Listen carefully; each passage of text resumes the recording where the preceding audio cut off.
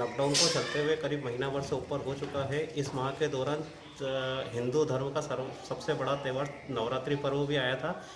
चूँकि पूरे देश में महामारी फैली हुई है, इसलिए सभी धार्मिक सभाएं, सभी धर्म मंदिरों में भी लॉकडाउन लगा हुआ है, मंदिरों में ताले लगे हुए हैं। नवरात्रि पर्व भी गई है। इस बार अधिकांश लोगों ने व्रत उपवास भी नहीं किए हैं। और यहाँ पर हमारे साथ में मध्य प्रदेश साबूदाना होलसेल मर्चेंट व्यापारी एसोसिएशन के सेक्रेटरी राजकुमार साबू जी मौजूद हैं। इस बार राजकुमार साबू ने हमें बताया कि इस बार साबूदाने की कंद की फसल काफ़ी ज़ोरदार रही है और साबूदाने में तेज़ी के संयोग बहुत कम है। तो हम जानते हैं कि इस वर्ष नवरात्रि के दौरान साबूदाने का सेल कितना कम रहा और भविष्य में साबूदाने के लिए क्या तेजी मती रहेगी, हम जानते हैं राजकुमार साबू से। साबू जी, क्या रहेगा इस बार नवरात्रि में सेल क्यों कम रहा, जबकि सामान्यतः नवरात्रि में साबूदाने का सेल सर्वाधिक रहता है? नमस्कार। साबूदाने के सेल के अंतिम दिनों में जब नवरात्रि का सेल होता है, उसी टाइम लॉकडाउन होने से सभी व्यापार व्यवसाय बंद से हो गए थे और उस वजह से उपभोक्ताओं तक कई जगह साबूदाना नहीं पहुंच पाया। तो उस वजह से खपत में जरूर कमी आई। लेकिन इस वर्ष साबूदाना पिछले वर्षों के मुकाबले 30% करीब करीब रेट्स में कम है और उत्पादन भी भरपूर है। तो आने वाले समय में इसकी मांग लगातार बनी रहेगी, क्योंकि सबसे उचित मूल्य पे फलाहारी वस्तुओं में साबूदाना ही है जो सुपाच्य भी है और आपके शरीर की इम्यूनिटी भी बढ़ाता है। इसमें कार्बोहाइड्रेट उचित मात्रा में है। तो इस वजह से साबूदाने की सेल लगातार रहेगी या वर्ष भर। साबूदाने की एक खासियत और है कि यह लंबे समय तक खराब नहीं होता है, कम से कम 1 साल तक। तो इसकी मूल चीज़ों में कोई परिवर्तन नहीं होता, ना कलर में ना इसके टेस्ट में। तो आप निसंकोच इसका उपयोग कर सकते हैं। इंदौर और मध्य प्रदेश मालवा में तो इसका उपयोग भरपूर होता ही है। तो स्वास्थ्य के लिए भी काफ़ी अच्छा है साबूदाना।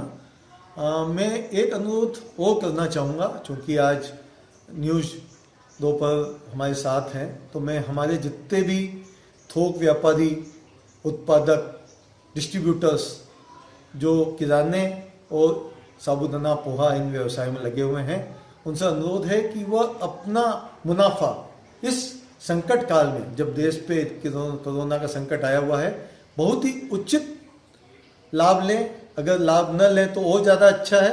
और उपभोक्ताओं तक, रिटेलर्स तक उसको सुगमता से पहुंचाने की भी सरकारी निर्देशों के अनुसार उन्हें उपभोक्ताओं तक पहुंचाएं। लेकिन कहीं पे भी मुनाफाखोरी, जो कि हमारे न धर्म में है न हमारे संस्कारों में है, तो उस चीज़ का विशेष रूप से ध्यान रखें कि इस संकट काल में जबकि हमारे उपभोक्ताओं की जेब खाली है, तो उन्हें उचित मूल्य पे पहुंचाएं। जहां आप अपनी तरफ से सहायता कर सकें, उसे भरपूर मात्रा में अपनी तरफ से भी खाद्यान्न विशेषकर से दें। मैं भारत विकास परिषद से भी जुड़ा हुआ हूं और उसमें हम लगातार भोजन वितरण की व्यवस्था पूरे नगर में, इंदौर में भी प्रतिदिन कर रहे हैं। साबूदाना भी हम चाहेंगे कि उसमें 1-2 दिन जब भी व्रत उपवास हो, लोगों को निःशुल्क मिले। सेलम में अभी फैक्ट्रियां चालू हैं, बंद हैं, क्या है? और अगर चालू है तो कितना प्रोडक्शन वहाँ पर डे का हो रहा है? आगे सावन वहाँ भी आने वाला है, फिर जस्ट नवरात्रि भी आएगी। शारदीय नवरात्रि में साबूदाने की खपत सर्वाधिक होती है पूरे देश में। जी, सेलम में अभी व्यवसाय पटरी से उतरा हुआ है। बहुत कम फैक्ट्रियाँ अभी प्रारंभ हुई है, क्योंकि लेबर की प्रॉब्लम है और कई जगह लॉकडाउन भी हैं। लेकिन स्टॉक प्रचुर मात्रा में है, इसलिए अभी कहीं पे भी घबराने की ज़रूरत नहीं कि साबूदाना नहीं मिलेगा।